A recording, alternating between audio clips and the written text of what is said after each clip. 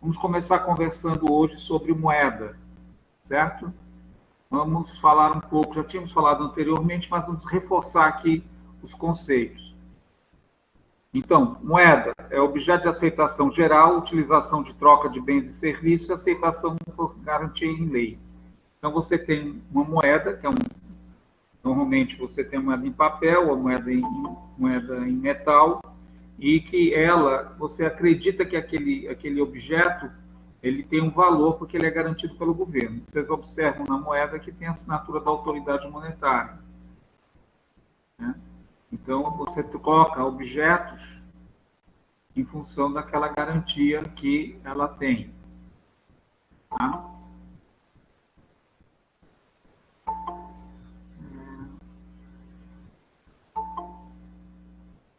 Só um instantinho, deixa eu ingressar o pessoal. Pronto. Então, existem três funções na moeda. Ela é instrumento de meio de troca, ela é medida de valor e ela é reserva de valor. Ela é instrumento de meio de troca porque promove e facilita o intercâmbio entre bens e serviços. Evita a chamada economia das trocas ou escambo, né? Ela é medida de valor porque ela é uma unidade de conta, então permite apurar o valor monetário. E é reserva de valor porque tem uma liquidez absoluta. Então, os efeitos da inflação. A reserva de valor que determina a riqueza de um país, a produção global, não o montante da moeda existente. É uma falácia de composição. Não se pode ter o valor intrínseco ou lastreado em metal, bastando ter com a confiança. Aquilo que eu falei, a moeda fiduciária, o papel, você tem a confiança que aquilo realmente vale aquele montante. Tá?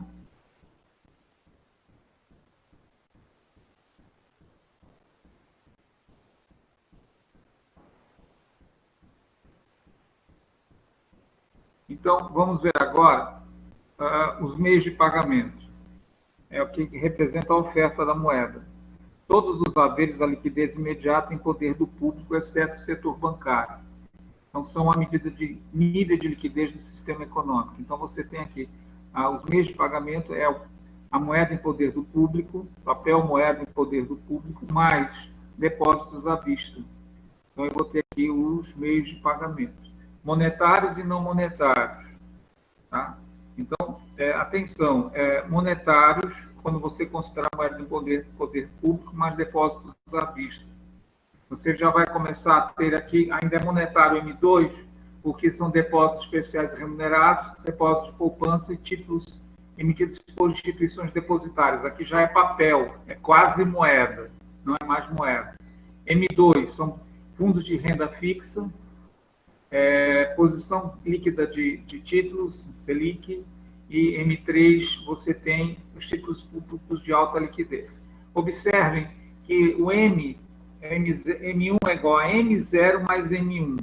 O M2 é igual a M1, né, mais os conceitos de M2. O M3 é o M2 mais os conceitos de M3. E o M4 é o M3 mais os conceitos de M3. Tá? Vamos concluir aqui. Ativos adicionados ao conceito M1 são chamados quase moeda ou não monetária. Eu posso prosseguir? Pode repetir, por favor? Eu vou repetir, vamos lá. Nós estamos vendo agora o conceito de meios de pagamento. Os meios de pagamento refletem a moeda, liquidez, né? Moeda que está no conjunto das famílias, no conjunto das empresas, no caixa das empresas, e depósitos à vista nos bancos. À medida que você vai convertendo, ele é um ativo, a moeda é um ativo, mas você pode converter esse ativo em outros ativos. Esses outros ativos deixam de ser moeda e são quase moeda, são títulos. Então, você observa no M2, lá embaixo, ó, títulos emitidos por instituições depositárias, ou fundos de renda fixa, ou taxas, ou fundos lastreados com Selic, ou fundos públicos de alta liquidez. Então, eles são quase moedas, mas não deixam de ser ativos. Então, quando eu estou lá na moeda, no M1, eu estou monetizado. Quando eu estou em M4, eu estou desmonetizado, porque eu converti o ativo líquido, que era a moeda, para um outro ativo. Compreendido agora?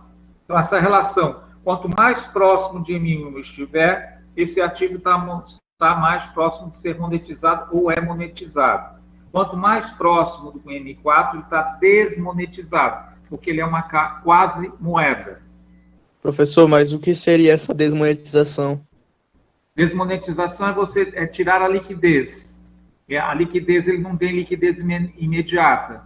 Vamos pegar, você está com a cédula na mão, é liquidez imediata, não é? Você não converte na hora?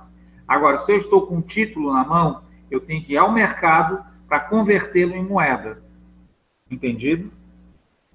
O título está desmonetizado. A moeda em si, ela está monetizada.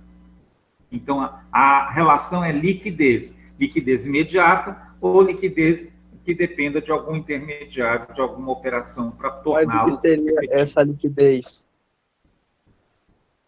Essa liquidez é você ter a moeda na mão ou na conta bancária. Entendeu? Sim, eu pensei que era só na mão. Mas vamos pode pegar, ser exemplo, de moeda, né? Você tem uma casa. A casa é um ativo. O imóvel é um ativo. Porém, ele não é líquido. Porque você precisa antes fazer o quê? Vendê-lo. Tá? O produto da venda, você vai receber os valores é a liquidez. Compreendido? Ok. O que está em conta bancária é líquido, está lá disponível. Você vai lá e saca, ou transfere, ou movimenta, é uma liquidez. O que não está em conta bancária não é líquido. Você vai precisar de fazer uma operação de conversão daquele ativo para a moeda. Então, liquidez é a disponibilidade da moeda. Compreendido? Posso prosseguir? Sim. Professor, o pessoal está pedindo para o senhor aceitar eles. Assim, né? Eles me avisem, tá? Porque ok.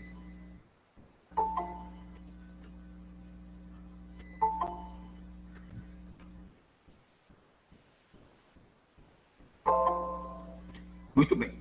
Então, quando se altera o saldo de M1, que é papel moeda no poder do público, mais depósito à vista, né, você pode criar, destruir ou a moeda ficar neutra.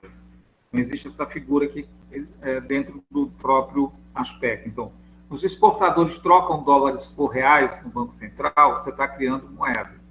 Então, nessa operação, o exportador produz o produto no Brasil e leva para vender lá fora, leva para vender no mercado externo. Então, quando ele vai lá para fora, esse produto físico vai ser convertido na moeda estrangeira, onde ele está sendo vendido. Lá ele apura, ele recebe essa moeda e traz a moeda de volta para o Brasil. E quando essa moeda ingressa aqui no nosso território, eu vou converter moeda estrangeira em moeda nossa, nacional. Então, essa conversão eu estou designando como criação de moeda. Ficou claro? Posso prosseguir?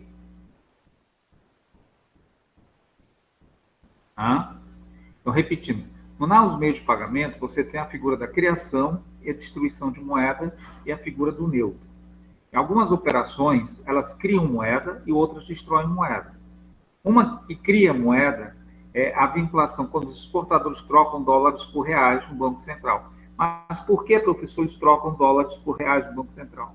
O exportador coloca sua mercadoria para vender lá fora, em outro país. Ao vender, ele vende para a moeda local, lá aquela moeda do país onde ele exportou. Então, o produto, esse resultado, vem de volta para o Brasil. E ao ingressar no Brasil, ele converte em moeda local, em reais. Quando acontece essa operação, ela era caracterizada como criação de moeda. O contrário, o Banco Central vende dólares aos importadores e vão receber reais em troca, tá certo? Então, o que vai acontecer nesse momento é uma operação inversa, estou destruindo a moeda. Por que os importadores precisam de dólares? Porque eles vão lá fora, um país onde estão comprando a mercadoria, para trazer a mercadoria para o Brasil.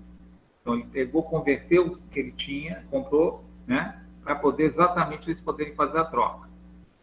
Professor, sim, pois não. Mas essa destruição e criação de moeda é a moeda exterior ou a do nosso país? A do nosso país, a do nosso país. Nós não podemos destruir moeda estrangeira. Nós estamos criando ou destruindo moeda nacional. Ok? Olha, eu estou sempre trazendo dólares por reais, recebendo reais. Então, tem as duas condições aqui que eu estou se colocando.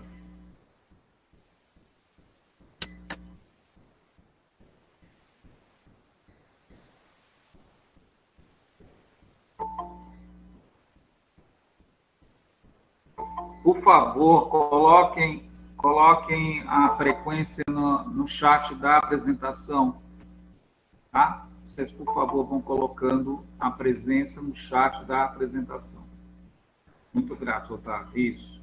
Então, vamos em frente. Ana, assim. Empréstimo de bancos comerciais ao setor privado, tá certo? Então, é criação de moeda. Resgate de um empréstimo bancário. O que é resgate? Você tomou o empréstimo e está liquidando o empréstimo. Então, ela é destruição. Saque por meio de cheque é uma operação neutra, não é nem criação de moeda e nem destruição de moeda. Depósito a longo prazo. Então, eu estou tirando moeda do mercado, estou colocando no depósito, estou destruindo moeda. Empresa que paga funcionários sacando seu depósito à vista, é neutro. Tá? Isso aqui é só um referencial para que vocês tenham ideia dessa fala. Setor bancário pode criar ou destruir moeda. É permitido aos bancos comerciais manterem depósitos do público e emprestar uma quantia superior de reservas monetárias. Podem emprestar parte de suas obrigações, que são os depósitos à vista. Tá? Podem emprestar parte das suas obrigações, que são os depósitos à vista. Setor não bancário são unidades familiares, as empresas, o governo, o sistema financeiro não monetário, os bancos de investimento, o BNDES, que não recebem depósito à vista, mas apenas transferem dinheiro de emprestadores para tomadores. Nós vamos ver mais de forma profunda essas operações dessas instituições financeiras. A base monetária nós falamos, né, que a base monetária é papel, moeda em poder do público, mais reservas dos bancos comerciais. Tá certo? Também essas reservas, ele coloca aqui com R, reserva de encaixe de moeda corrente, reserva voluntária, reserva compulsória, dos bancos centrais, dos bancos comerciais ao Banco Central. Nós já falamos desse depósito compulsório, vamos tornar a falar já de novo. Tá? Fatores que afetam a base monetária. O aumento ou diminuição da base monetária se dá por variações do ativo do Banco Central, não compensadas por variações de passivo não monetário. O que quer dizer isso? Operações com câmbio. Quando o Banco Central compra ou vende dólares americanos, USD, né, no mercado para reserva internacional, há uma expansão ou contração da base da monetária. Então, se você compra dólares, você está ampliando a sua reserva. Então, está havendo uma expansão. Se você vende, você está contraindo, está diminuindo as suas reservas, tá certo? Então, a base monetária sofre essa distinção. Operações com títulos públicos. Vocês sabem que o Banco Central faz parte daquela compra e venda de títulos públicos. Então, o mercado, quando compra títulos, há uma expansão e quando vende, há uma contração. Operações do Tesouro Nacional, pagamentos e recebimentos, contraem ou expandem. Quando eu estou pagando, eu estou diminuindo, estou contraindo. Quando eu estou recebendo, estou expandindo, estou aumentando. Operações com sistema financeiro, a concessão de redesconto bancário, então ela expande e o recolhimento do compulsório sobre os depósitos, ele contrai. Então, expande porque o redesconto é uma operação que está colocando dinheiro nos bancos, então está expandindo. Ok? São fatores que influenciam, alteram a base monetária. A base monetária é o volume de moeda que está transitando, movimentando o mercado, certo? E esse volume também está no âmbito das reservas. Então, aqui você tem um grau de expansão da base monetária, ele faz aqui uma fórmula, né, multiplicador igual a 1 mais taxa de retenção com o público, mais depósitos à vista, mais encaixe de bancos comerciais e a taxa de reserva dos bancos comerciais. Aqui há um exemplo, ele pega e faz um exemplo. Tá? Então, um aumento de 1 bilhão da base monetária levou ao aumento de 1,4 do saldo de meios de pagamento, por esse exemplo numérico. Então, objetivos da política monetária. Então, eu queria destacar o seguinte, vocês vão se lembrar que nós temos 4 políticas principais. A de ordem monetária, a fiscal, a cambial e a de renda. Todas essas 4 políticas, elas têm um objetivo maior de influenciar o crescimento econômico e, por sua vez, o combate à inflação. Tá? Inflação, leia-se, aumento geral de preços. Então, nós vamos ver aqui, dentro da política monetária, quais são os instrumentos utilizados para o combate à inflação. Tá bem? Então, o objetivo, a função da política monetária é regular o ritmo de crescimento da demanda agregada da economia no curto prazo, de tal maneira que impeça o crescimento mais rápido e o da oferta agregada, evitando assim pressões sobre o nível de geral de preços, norma inflacionária. Para tanto, o Banco Central se utiliza dos seguintes instrumentos. O que quer dizer isso, professor? De um lado, você tem uma grande demanda, né? Por outro lado, você tem que ter uma oferta equivalente. Se você tiver uma oferta equivalente, você vai estar em equilíbrio. Estando em equilíbrio, você vai ter os preços também na forma de equilíbrio. Então, há a majoração, ou seja, não haverá aumento de preço. Não havendo aumento de preço, não haverá inflação. É esse o propósito. Então, voltando, a demanda, a velocidade da demanda tem que corresponder a uma velocidade equivalente da oferta. Tá? Agora, se a demanda for maior que a oferta, o que acontece? Há um aumento de preços. Havendo um aumento de preço, haverá um aumento na inflação. E, consequentemente, vai repercutir também no desemprego. Então, aqui, todos esses instrumentos que a gente vai ver agora, são 4, eles têm a finalidade de combate, são anti-inflacionários, são medidas que visam a desmotivar o consumo, ou motivar o consumo, mas no sentido de combater a inflação. Então, compreendido? Posso avançar? Senhores, senhoras, dão feedback.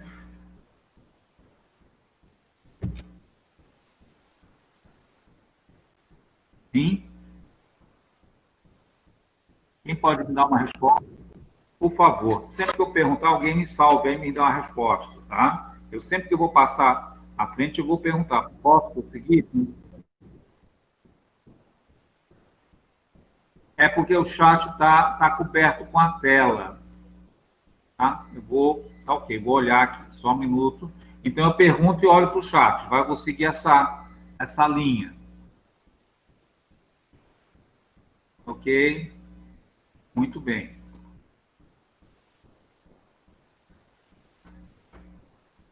Obrigado. Vamos lá, vocês me dão um sinal aqui e vamos seguir em frente. Bem, então vamos agora. O primeiro instrumento é o compulsório. Nós já falamos sobre ele, eu vou repetir. Vocês não fiquem, uma forma de aprendizado, a gente repetir mais de uma vez o conceito, tá? Esse conceito foi tratado, foi debatido, foi falado. Então, o primeiro deles é o compulsório. O que é o compulsório? É a parcela dos depósitos à vista que um banco deve manter obrigatoriamente depositado no Banco Central sem remuneração. Então, o aumento do compulsório diminui a disponibilidade de recursos para empréstimos e assim diminui a oferta da moeda. Então, voltando lá, o que é o depósito compulsório? Quando um banco se habilita para funcionar, normalmente é um grupo de empresas que quer criar um banco. Né? Para que esse banco seja criado, ele cumpre uma série de requisitos de ordem legal, de ordem técnica e de um escopo financeiro, ou seja, tem que ter uma quantidade de capital para poder iniciar a operação. Dessa quantidade de capital, parte dela é retida na forma de compulsório, depósito compulsório, junto ao Banco Central, e ela há um movimento. Se eu quero ampliar o consumo, eu diminuo o depósito compulsório e esse dinheiro vai operar, vai entrar no mercado. Se eu quero tirar dinheiro do mercado para desmotivar o consumo, reduzir o consumo, eu vou ampliar o depósito compulsório, essa participação. Então, vamos fazer um exemplo numérico. Vamos admitir que um dado banco, está operando lá com 10 bilhões de reais. E o Banco Central estipulou que 20% dessa quantia tem que ficar retido, né, na forma de compulsório, e os 80% ele pode movimentar, emprestando, movimentando as operações. Muito bem. Então, a economia requer que amplie a cota de depósito compulsório. De 20% passe para 30%. O que vai acontecer? Não vou mais ter 200. Eu vou ter agora, no caso, eu vou ter agora de 2 bilhões, eu vou ter agora 3 bilhões. E o dinheiro que estava movimentando o banco, que era anteriormente 8 bilhões, passa a ser agora, né, 7 bilhões. Entendido? Então, eu vou retirar o dinheiro que estava movimentando, tá, para ir para esse depósito compulsório, com vistas a tirar dinheiro do mercado, tá, a reduzir os empréstimos, aí as condições vão ficar mais difíceis e as pessoas vão reduzir as suas aquisições, o consumo vai diminuir. Tá? De um lado. De outro lado, se nós quisermos fomentar o crescimento, ampliar o consumo, é efeito contrário. O depósito compulsório, que era de 2 bilhões, então agora ele vai ser de 1 bilhão, e o dinheiro que vai ficar disponível para trabalho vai ser 9 bilhões. Então, amplia essa condição. Tá certo? Então, compulsório é uma parte. Ok? Tudo bem? Posso seguir? Professor? Sim. Você pode repetir falar sobre esse negócio de ampliar e diminuir os custos? Eu não entendi direito. Tá, vamos repetir essa parte que é importante. Todos os 4 instrumentos têm essa dinâmica de ampliar e reduzir o consumo, tá certo? Todos os 4 que nós vamos ver agora, eles vão ter essa dinâmica. E, na realidade, ela tem um viés de expansão e contração. Expansão quando você aumenta. Então, eu vou colocar dinheiro no mercado, o banco vai oferecer mais operações de financiamento. Então, admitir, você quer comprar um computador, você vai fazer um CDC no banco, o banco vai te dar 24 meses para você comprar o computador, a uma taxa menor.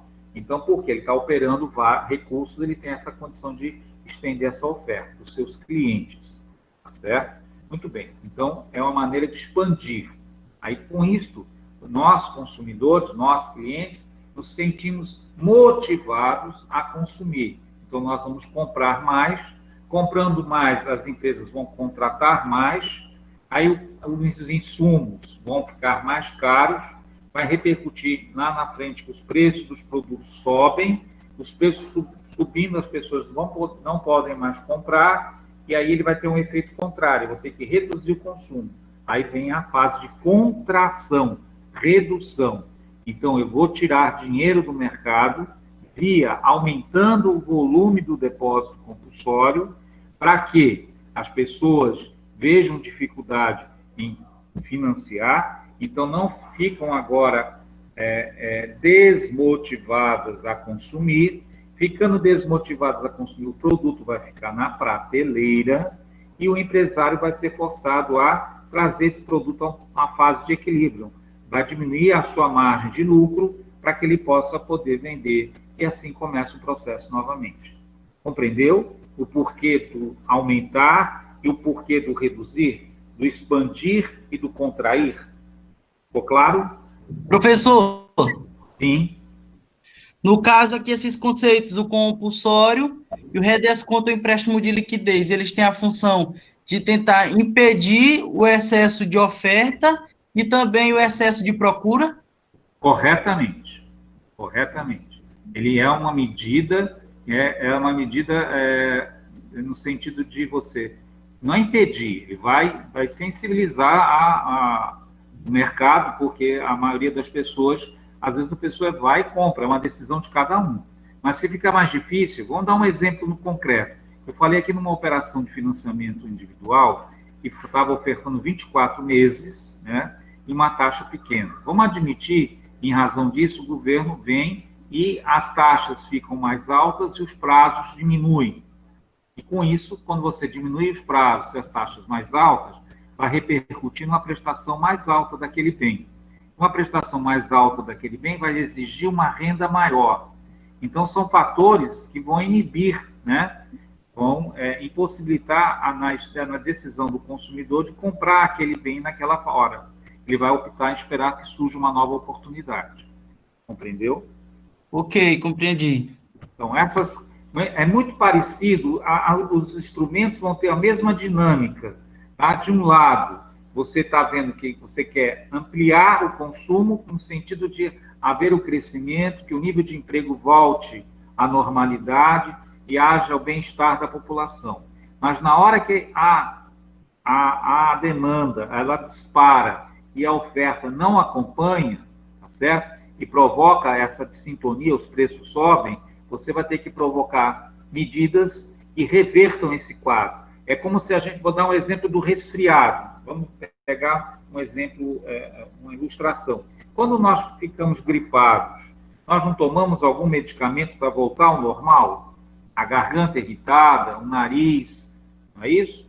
Tá certo? Ou a própria temperatura do corpo, nós vamos lá e tomamos um determinado remédio que faz com que o nosso organismo volte ao que era antes. Não é assim? A mesma coisa é encarada como para a economia. Então, você está tendo um cenário, né, um cenário degradado, um cenário negativo, então você tem que aplicar medidas, ações concretas que revertam aquele cenário para uma posição mais próxima do equilíbrio. Professor, sim. No caso, na economia, tem que ter ali uma consonância entre a oferta e a procura, né? Exatamente. Quanto mais próximas elas estiverem, estaremos numa situação de equilíbrio. No caso, esse equilíbrio aí vai ser bom na questão tanto para a linha produtiva quanto para os consumidores, né? Correto, correto. É esse o propósito, é esse o objetivo. Então, se tem como uma referência, já comentei com vocês, só vou reforçar, o ideal é que essa variação de preço fique em uma faixa de 0% a 2%. Ok? Se for acima de 2%, ela é controlável. Como é que é feito isso? Se estabelecem metas. Nós temos o Banco Central que ele controla, ele gerencia as metas. Então, para o ano de 2020, a meta estabelecida está em 3,5%. Tá? E nós estamos hoje em 2,6%. Nós estamos chegando no mês de outubro, no mês de setembro, né? E anualmente, nos últimos 12 meses, a inflação apurada, medida, né? IPCA 15 que saiu ontem, está dando 2,6%, para vocês terem uma ideia. Tá bem? Podemos prosseguir? Sim. Ok. Então, redesconto, é o mesmo princípio. Então, o redesconto é uma operação que os bancos comerciais, eles têm que ter uma liquidez, como eu coloquei, o recurso suficiente, porque em qualquer momento, nós, clientes, podemos ir ao banco e querer sacar fisicamente todo o dinheiro lá que nós depositamos. E assim para o conjunto de clientes. Ocorre que, se esse banco faz algumas operações que não são exitosas, umas operações que não dão a resposta esperada, então ele vai ficar com uma dificuldade de liquidez. E não pode haver essa dificuldade porque o sistema bancário tem que dar credibilidade, ou seja, todos nós acreditamos e deixamos o nosso dinheiro lá com a segurança que o governo garanta essa credibilidade. Num dado momento, um banco pode estar com alguma dificuldade de liquidez. Então, ele recorre ao Banco Central numa operação de empréstimo, similar a um cheque especial, só que é uma dimensão de banco para banco. E essas operações são curtíssimo prazo, são 24, 48 horas, no máximo 3 dias. E elas envolvem garantias reais. Tá? Então, quando ocorre isso, acende a luz vermelha no Banco Central, no sentido de acompanhar de perto. Se houver alguma repetição do fato, ele já vai procurar uma outra instituição financeira para absorver incorporá-la, para que não haja qualquer risco de insolvência. Tá bom? Ficou claro? Então, lá no aspecto do uso da operação de redesconto, é uma linha de empréstimo, né, do Banco Comercial com situações de falta temporária de liquidez. O aumento da taxa de redesconto leva os bancos a diminuírem a oferta de moeda. Então, Vamos admitir aqui um exemplo numérico. Vamos admitir que a operação média desse banco, do Banco Central, ele coloque a 10% sobre o valor emprestado, independente do prazo. Então, é uma coisa bem pesada. Então, quando ele vê que a oferta da moeda está grande, ele passa de 10 para 15. Então, quando aumentou, ficou uma taxa muito alta, então vai provocar o quê? Os bancos vão ter que diminuir a oferta de empréstimos. Haverá uma parada na economia. Ou vão diminuir as suas operações, vão ficar mais caras, como eu expliquei anteriormente. Acaba repercutindo no crédito e na taxa de juros. Entendido? É o mesmo princípio, de expansão e retração. Posso prosseguir? Sim. Pode sim. Tá, ótimo, muito obrigado. Então, agora a outra operação que a gente vai falar de Open Market, mercado aberto, que trata da compra e venda de títulos públicos realizada pelo Banco Central junto ao sistema bancário. É um instrumento de maior eficiência do mercado financeiro para ajustar a liquidez do mercado monetário. Então, quando o Banco Central compra títulos públicos do mercado, ele injeta reais, elevando a liquidez da economia devido ao aumento da oferta de moeda. Eu vou ler aqui e volto para dar um exemplo bem prático para a gente compreender. Quando o Banco Central vende os títulos públicos, ele retira moeda, diminui a liquidez devido à redução de oferta de moeda. Então, vamos idealizar aqui, na nossa mente, um balcão. De um lado está o cliente com um saco de dinheiro e de outro lado está o governo, através do Banco Central, com um papel que é o título. Então, o cliente vem, dá o saco de dinheiro comprando o título. Esse título tem um prazo de resgate, normalmente é 1 ano, 3 anos, 5 anos, 10 anos, enfim. Ele vai lá devolver o dinheiro principal mais os juros do período, tá certo? Então, feito isso, o banco, quando o banco está recebendo o dinheiro está saindo do mercado, então vai diminuir a liquidez de mercado. Então, diminuindo a liquidez de mercado, a tendência qual é? Diminuir o consumo.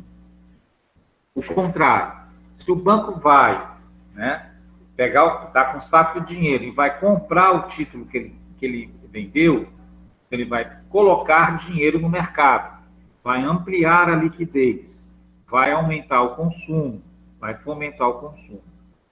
Tá? Então, você tem esse instrumento para utilizar. Então, ele faz esse movimento de expansão e contração, e, ao mesmo tempo, esse dinheiro que ele apura, que ele capta, é para suprir o déficit de governo. Então, nós vamos ver já em política fiscal, que é a relação de arrecadação versus gastos. Então, se os gastos de governo são maiores do que a arrecadação, o resultado é negativo, então configura déficit. Se o resultado fosse o contrário, se os gastos fossem menores do que a arrecadação, gerando resultado positivo, você teria a figura do superávit fiscal. Tá? Então, os títulos, essa operação de Open Market, a finalidade dela é captar recursos a nível do mercado doméstico, os poupadores estão dentro das nossas fronteiras, e também externamente. Se as nossas taxas de juros são taxas elevadas, ela vai atrair capital de fora para investir aqui dentro, comprar esses títulos. No ano de 2019, nós somos o 4º maior destino de investidores estrangeiros. Então, dentre as nações do planeta, o Brasil foi a 4ª mais procurada. Este ano pós-pandemia, com todos esses problemas todos, nós estamos no 25º lugar, entre as nações mais procuradas para investir. E a primeira na América Latina. Então, só para dar essa ideia da importância dessa operação de compra e venda de títulos. Nós, pessoas físicas, podemos comprar diretamente lá no site do Tesouro Direto. Vocês podem comprar valores pequenos, R$100. Tem fundos também que a gente pode comprar, que não necessitam mais de intermediário. Comprar, o que eu digo? Você vai transferir da saldo da sua conta, parte do saldo da sua conta, para uma conta específica e vai reverter nesse tipo de aplicação. Tá? Ficou claro? Posso prosseguir? Pode. Okay. Controle do crédito. A autoridade monetária pode afetar a disposição de bancos conceder crédito ou tomar posição no mercado de títulos, câmbio e futuros de acordo com a regulação do crédito, persuasão moral, supervisão e fiscalização bancária. A regularização do crédito é isso, baixar a taxa de juros. Então, baixando a taxa de juros, eu vou dar um exemplo aqui hipotético, só para a gente ter uma ideia. A Caixa Econômica Federal, ela está com uma política de redução de juros, se você comparar com outros bancos. Então, uma operação de cheque especial, normalmente, é 8%. Nos outros bancos é 10%. Na Caixa era 8%. Hoje, ela está aplicando um desconto de 6%. Então, a taxa caiu para 2%. No cartão de crédito, usualmente é 13%, 14% nos cartões de outros bancos. Ela está aplicando 5%. Ao fazer isso, o que acontece com esses consumidores? Eles vão ficar mais entusiasmados em adquirir bens ou vão ficar mais pragmáticos, ou seja, vai reduzir o consumo de bens? Qual é a resposta que vocês me dão? Compreenderam? Eu fiz um cenário, nós elencamos aqui um cenário onde um dado banco está reduzindo suas taxas de juros frente aos concorrentes. Tem outros concorrentes, eu cito outro, vou dar um nome aos bois. Bradesco. Bradesco, uma operação é 10%, tá? E a operação de cartão chega a 14%. Tá? A Caixa está com essa medida que é uma orientação de governo, onde ela está aplicando taxas de cartão de 5%, né? E para CDCs, tá? Ela chega até a 2,38 ou 2,20, dependendo do tipo do CDC. Então, contrapondo os outros que estão a 10%. Esses clientes da Caixa, o que é que eles vão fazer? Eles vão consumir mais ou menos em frente a esse cenário? Professor, Sim. A tendência seria consumir mais, né? Correto. Porque, no caso, como estão enxugando aí os créditos, então isso daí vai alavancar a questão da procura. Então, a oferta ela está vindo agora mais enxuta, então vai ser mais atrativa para o consumidor. Isso, ele vai ter melhores condições, né, para comprar. Então, vou dar um exemplo. Você quer trocar sua TV, uma TV que tem uma vida útil de 10 anos, mas você tem 5 anos de ter comprado. Não tem razão para comprar uma TV, tecnicamente, a não ser que há inovações de cunho tecnológico. Ela vem uma Smart TV, ela vem com a imagem 8K, um som estéreo, enfim, é uma TV de 60 polegadas, um exemplo, parede completa, toda a sua parede. Então, aquilo você acaba sendo levado a adquirir no marketing, né, pela propaganda, o desejo de quero ter uma TV grande na minha sala, enfim. Então, uma TV dessas que eu estou falando em tese, vão admitir que custasse uns R$5.000. Então, em condições normais, você ia pagar uma prestação pesada. Então, em função de ter um crédito com taxas menores, um prazo maior, aquilo acaba facilitando, né? E acaba ali influenciando a decisão de comprar. E aí tem um efeito na economia. A maioria das pessoas que tem uma conduta equivalente procuram comprar e com isso você sente a falta desses objetos na economia, aí começa o preço a subir. Não sei se vocês estão observando, todos que estão nos ouvindo agora, e que em função desses recursos que foram da auxílio emergencial, acabou repercutindo nessa nossa fala, né? As pessoas anteriormente tinham uma renda centrada lá numa pessoa, num casal, ou nas pessoas que eram pensionistas, e os demais não tinham renda. Então, eles se inscreveram no programa de governo e aquela renda reverteu para a família. Então, em alguns casos, a gente está assistindo isso, vocês me corrijam se vocês não viram.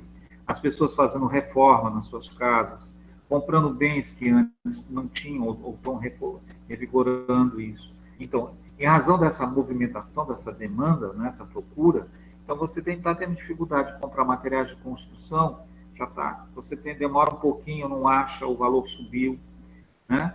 Alguns bens subiram, você está com dificuldade de encontrar computador, estava conversando com outras turmas, estavam buscando computador, o computador está mais caro, não acham. Enfim, algumas coisas já é uma influência dessa redistribuição de renda, vou chamar assim, mesmo sendo uma situação atípica da pandemia. Ok? Ficou claro? Posso prosseguir? Sim. Alguma dúvida? Então, me digam para mim prosseguir. Se tiverem dúvida, eu paro. Não pode, a gente não pode prosseguir com dúvidas. Tá bem? Então, nós falamos do controle de crédito, a mesma coisa. Então, vamos ver aqui agora o lado monetário, o Banco Central. O que é o Banco Central? Eu posso pedir para vocês me descreverem o que o Banco Central representa como órgão, né, de autoridade monetária. Ele é um órgão executivo do Sistema Financeiro Nacional. Ele é chamado de Banco dos Bancos, porque ele concentra os depósitos compulsórios, os redescontos. Ele é o gestor do Sistema Financeiro Nacional. As normas são geridas por ele, criadas, atualizadas. As autorizações de funcionamento também passam por ele, a fiscalização e intervenção. Ele também é executor da política monetária, no controle, né, dos meios de pagamento, do orçamento monetário e dos instrumentos de política monetária. Ele é um emissor, ele tem um monopólio do meio circulante, né? A Casa da Moeda passa por ele. Financiamento do Tesouro também passa por ele, porque ele faz aquele controle de venda, compra e venda de títulos. A administração pública também é por ele. E representa, junto às instituições internacionais, então, o Banco Mundial, o Banco Interamericano, tem o Banco de Compensação Internacional na Suíça, então tem o Banco do BRICS, né? Então, as representações todas passam pelo seu corpo. É por meio do Banco Central que o Estado intervém diretamente no sistema financeiro nacional e indiretamente na economia. Aqui tem o modelo keynesiano por demanda de moeda. Então, ele pergunta por que reter moeda se existem alternativas de aplicação em ativos que produzem rendimentos.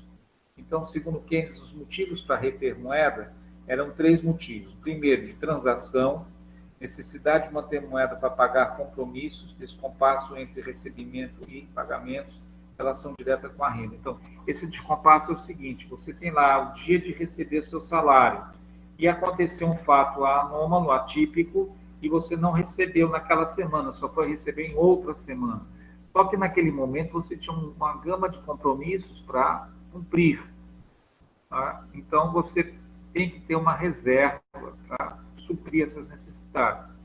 Precaução, devido às incertezas quanto às datas de recebimento e também em relação direta com a renda. Também tem uma correlação com as transações que nós falamos lá em cima.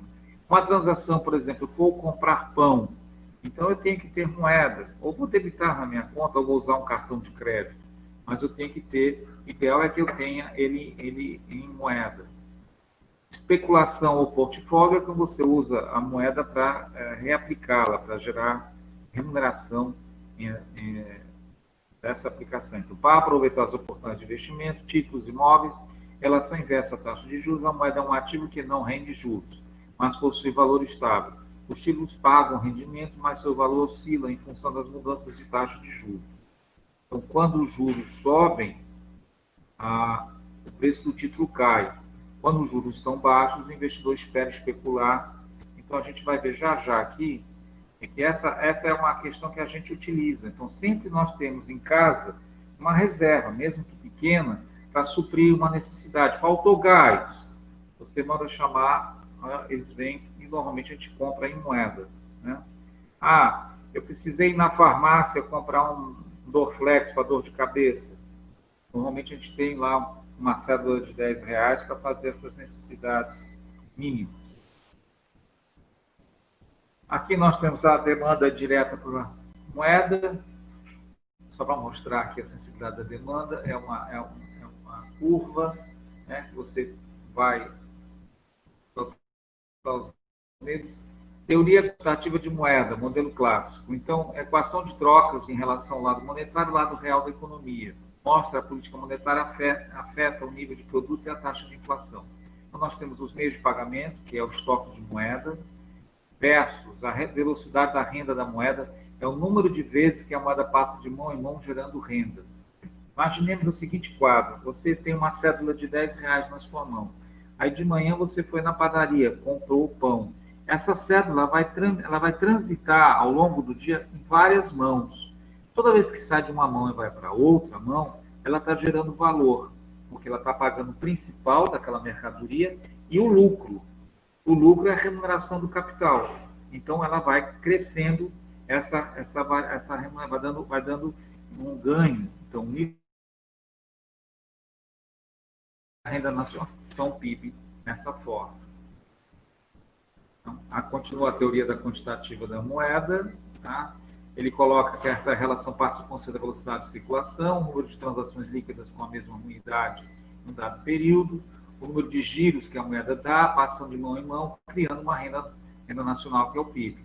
Normalmente, a velocidade de circulação, constante no curto prazo, pode depender de fatores como hábitos da coletividade. Então, por exemplo, o uso de cartão de crédito. Se tem o grau de verticalização entre as empresas e o que costuma mudar ao longo prazo. Assim, supondo a velocidade de circulação do curto prazo, elevações de quantidade de moeda N1 pode levar a aumentos de nível de produto, ou de preços, ou de ambos, dependendo da economia esteja no seu potencial de pleno emprego. Então, a economia a pleno emprego eleva preços. A economia em desemprego eleva a renda. Oferta em moeda, demanda em moeda, equilíbrio. Só para a gente ter uma noção. Então, vamos a algumas conclusões agora sobre a política monetária no equilíbrio monetário. A demanda de moeda de uma economia se eleva à medida que se produz mais renda. Ou seja, quanto a atividade produtiva agrega mais riqueza. Nós vimos agora esse exemplo que nós falamos essa adicional por emergência. Não aumentou a renda das pessoas? Aumentou. Se aumentou a renda das pessoas, o que aconteceu com a demanda? Ela aumentou ou diminuiu? Aumentou. Aumentou, né? Então, você está vendo que a conclusão, ela bate. A demanda da moeda se eleva à medida que se produz mais renda. Então, a renda ampliou. Ou seja, quando a atividade produtiva agrega mais riqueza. Teve um ruído, vou chamar de ruído, porque não tem fundamento, eu não vi nada na imprensa ainda. Estão falando que vão distribuir um abono de R$2.000 para os aposentados. Imaginemos que isso fosse verdade. Qual vai ser o impacto na economia? Imaginemos que os aposentados fossem receber um abono dessa magnitude. O que aconteceria com a economia? A procura vai aumentar. Isso. E, consequentemente, a oferta também. A oferta não. Ou não o preço, na verdade, de ofertar dos produtos. Vai aumentar porque a oferta não vai acompanhar e os preços, a tendência dos preços é subir. Muito bem. Procura decresce quando os juros sobem, gerando maiores expectativas de lucros aos investidores.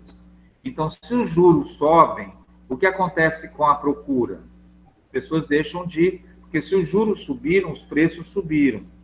Então, vai haver uma motivação aqui contrária, né? Então, você vai acabar recuando na decisão de comprar. Você chega no local e o preço é abusivo. Então, vou deixar de comprar isso, ou vou substituir, ou vou guardar o dinheiro para um outro momento.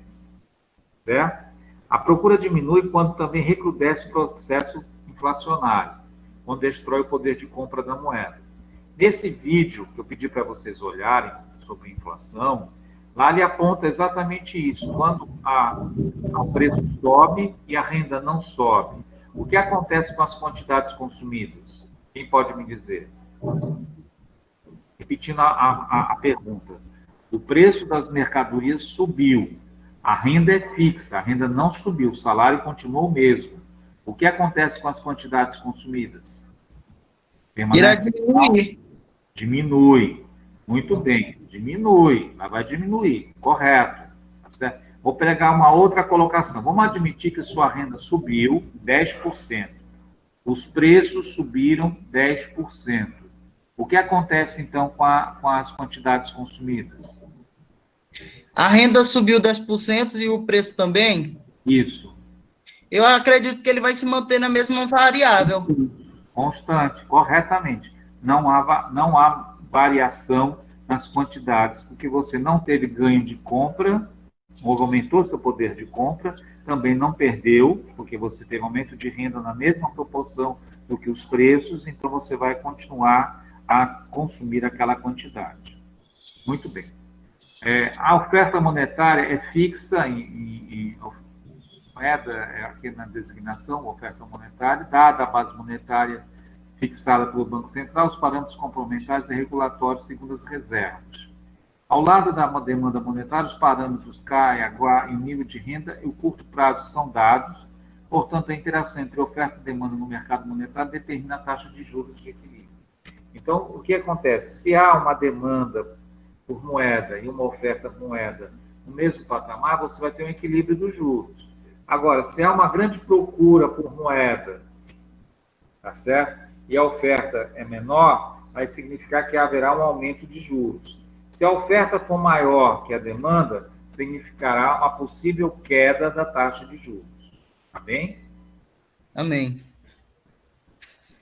Então, definição de taxa de juros. Ela representa o valor do dinheiro no tempo, é uma taxa de rentabilidade para os aplicadores, é o custo do empréstimo para os tomadores. O Banco Central, devido ao seu monopólio de emissão de moeda, influencia de maneira decisiva para a taxa de juros. Então, nós já vimos anteriormente, os juros é a remuneração de um capital. É como se você estivesse alugando o seu capital. Vou alugar o meu dinheiro para alguém, ele vai ficar usando esse dinheiro, mas ao final ele me devolve ele integral, mais uma remuneração, que é os juros. Como você pega esse valor em função, você vai ter que converter ele em percentual. Você tem a taxa de juros. Então, quais são as consequências que uma taxa alta pode ocasionar, pode realizar? Sobe os custos para os tomadores de fundos. Então, a taxa é alta, então sobe os custos para os tomadores de fundos. Então, se eu sou tomador, eu estou colhendo empréstimo, estou assumindo dívida. Tá bem? Então, eu vou ter que pagar uma remuneração maior, uma taxa maior. Então, meu custo se aumenta. Aumenta o custo de oportunidade em estocar mercadorias, dada a atratividade de aplicar no mercado financeiro. Então, como a taxa está sendo mais alta, então eu vou ter uma renda maior se eu aplicar no mercado financeiro. Então, se eu fizer o contrário, a taxa, se eu estiver estocando mercadoria, eu estou tendo uma perda, né? Porque o custo de oportunidade de ganhar no mercado financeiro seria melhor, seria um resultado melhor. Ele incentiva o ingresso de recursos de outros países. Sim, a taxa alta atrai investidores de outros países. Professor, sim, pois não. era nesse ponto bem aí que eu tinha uma dúvida. Sim, No caso, esse interesse de outros países em investir no produto nacional se dá por conta da falta de procura aqui dentro do país por parte dos próprios residentes, por conta do aumento do juro? Não, eles vêm para cá por causa dos juros. Os juros é remuneratório. Então, imaginemos assim, no planeta você tem um conjunto lá de 200 nações, onde o próprio país dele está ofertando uma taxa pequena, mas tem um outro país B que está ofertando uma taxa maior, onde ele vai ganhar mais, embora haja um percentual de risco maior. Então, ele opta em ganhar mais, ele vai investir naquele outro país. E quando ele leva o dinheiro, é um dinheiro de curto prazo. Ele entra e sai a qualquer instante. Ele não está investindo numa planta industrial que vai demorar 10 anos para dar retorno para ele. Ele está investindo no mercado financeiro, que é segundos, fração de segundos. Você pode chegar, comprar uma posição e vender imediatamente em seguida, sair daquela posição. Então, a gente chama de volatilidade, parece um gás. Está presente no momento, no outro momento não está. Então, o capital ele ingressa, sai de um país, de um dado país para outro, para buscar ser remunerado. Ele vai querer pegar, ele quer buscar uma oportunidade de ganhar mais com menor risco. Compreendeu? Então, sim, no caso, essa medida é apenas para obter lucro rápido, né, no caso? Sim, exatamente. Então, atrai o capital externo, ele fica aqui comprando ação, comprando papel, e na hora que ele consegue gerar o lucro, ele vende essa posição e vai embora, tá certo? Então, esse é o sentido. Então, a nossa taxa de juros já foi a maior do planeta. Quando ela estava em 14 pontos percentuais, o segundo lugar era a Turquia, com 9. Então, aí isso atraiu o capital estrangeiro para cá. De outro lado, muitas pessoas que tinham recursos optavam em aplicar no mercado financeiro do que colocá-lo na produção, né? Ou no comércio. Então, professor, isso é bom ou é ruim para a economia nacional? É ruim, a taxa alta é ruim. Por quê? ela vai favorecer o capital especulativo. Ela não gera emprego, compreendeu? Quando a taxa de juros ela chega a um patamar mais baixo, então não se torna atrativo você investir em mercado financeiro, porque ele vai ter que investir no mercado produtivo, ele vai ter que comprar bens para poder investir em produtos, e isso vai gerar mais emprego, mais renda. Ok? Entendi. Posso continuar? Pode. Então, freia a atividade econômica e ao estimular o consumo e o investimento, estimulando a especulação no mercado. Como eu falei agora, a taxa elevada, ela freia a atividade econômica, então acaba reduzindo o consumo, e o investimento, ele especula, né, aumenta o mercado financeiro. Então, de um lado, ele está investindo em juros, ele não está comprando, vendendo, alugando, né, não está gerando emprego, tá certo? Ao fazer isso também, como não tem emprego, o consumo cai e também o investimento cai. Então, a especulação não é positivo esse processo de taxa de juros alta. Por fim, aumenta o custo da dívida interna, pública interna. Então, se a taxa de juros é alta, ela acaba influenciando os títulos públicos. Então, como o título público tem uma taxa de juros alta, a dívida aumenta. E o país tem que pagar mais juros e acaba repercutindo na redução de inflação, de investimentos.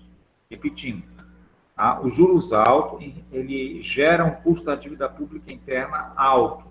Por quê? Os títulos públicos, quando as taxas elevam, eles também têm que se tornarem atrativos. Ao se tornando atrativos, né, é a dívida pública tanto interna como externa.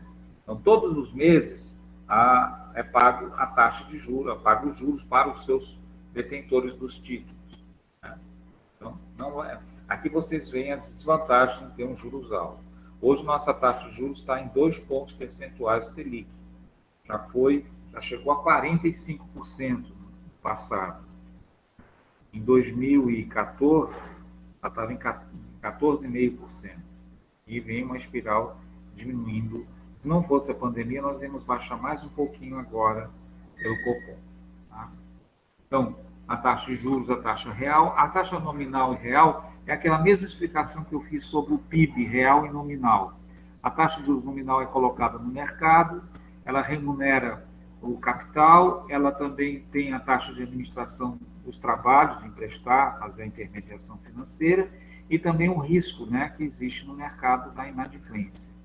Tá? Está embutida na taxa de juros nominal e também a inflação. Agora, se eu quero extrair a taxa de juros real, eu tenho que extrair o processo inflacionário, tá certo? Que é muito parecido com o que a gente viu anteriormente. Você vai dividir a taxa de juros nominal pela taxa, até a deflação da taxa nominal pela taxa real. Então, a taxa real tem que excluir, né, a inflação. Toda vez que você vê esse conceito nominal e real, vai ter que dar essa dinâmica de excluir. O nominal é o que se apresenta, mas ele se apresenta a medição dele. Ele se apresenta pelo conjunto que ele é, né, mais a inflação, mais a variação de preços. Já a real, ela é a nominal dividida pela deflação do período, ou seja, pela inflação. Então, nós vamos parar aqui. Olha, aqui tem uma estrutura explicando como é que é o organograma, vou colocar assim, do Sistema Financeiro Nacional. Você tem o Conselho Monetário Nacional, que é o maior organismo, depois vem o Banco Central, Comissão de Valores Imobiliários, que trata da regulação das bolsas de valores. Você tem uma bolsa principal em São Paulo, que é o Bovespa, e tem uma secundária, que é chamada de Soma, no Rio de Janeiro, que faz também, ela vende os papéis de forma secundária. E as instituições especiais, que é o Banco do Brasil, o BNDES e Caixa. Banco do Brasil e a Caixa são instituições centenárias. Elas foram criadas ainda na época do Império. Né? A Caixa operava penhor, que opera até hoje. Carreta de poupança, penhor. E aos poucos ela veio trabalhando na área urbana e hoje também está trabalhando na área rural. A partir de 88 ela teve 86 com a extinção do BNH e 88 com a Constituição. E o Banco do Brasil também. Até 88, o Banco do Brasil não operava a poupança, tá? E passou a operar a poupança a partir de 88. E, mais recentemente, ele também opera crédito imobiliário, tá? Que também não era específico da Caixa dos bancos privados. Então, aqui tem a composição do Banco Central, da Conselho Monetário. Eu vou parar aqui na página 92, e aí nós vamos dar sequência na próxima aula. Então, repetindo, para vocês que chegaram, todos colocaram presença aqui, por favor, no chat, que eu vou tirar a presença por aqui, viu? Quem não colocou, por favor, façam. Repetindo, existe uma tarefa para vocês fazerem, o prazo de colocação, postagem é 4 de outubro, são 2 vídeos que estão na plataforma, o primeiro trata de inflação, o segundo fala de política fiscal. Tá? E eu queria que vocês fizessem um resumo de 10 linhas, escrevam 10 linhas, tá certo? A mim considerar, fazer a avaliação. Okay? Então, obrigado pela presença. O material, tem vasto material para vocês na plataforma, são os dois slides, micro e macro, e tem textos, 5 textos complementares que repetem os conteúdos de uma nova abordagem, e agora nós estamos lançando os vídeos do YouTube, vídeos animados e uma fala, vamos quebrar um pouco essa nossa... Eu não tenho tempo, é 1h15, mas a gente vai ter momentos de passar um ou outro vídeo para comentar o entendimento de vocês. Então, são 3 abordagens diferentes de ver o conteúdo. Tá? A prova já tem calendário, não sei se vocês tomaram conhecimento, é de 14 a 20 de outubro. Então, a gente tem um conteúdo para concluir e se preparar para a prova. Alguma dúvida? Não? Senhores? Não, professor. Tudo bem. Ok.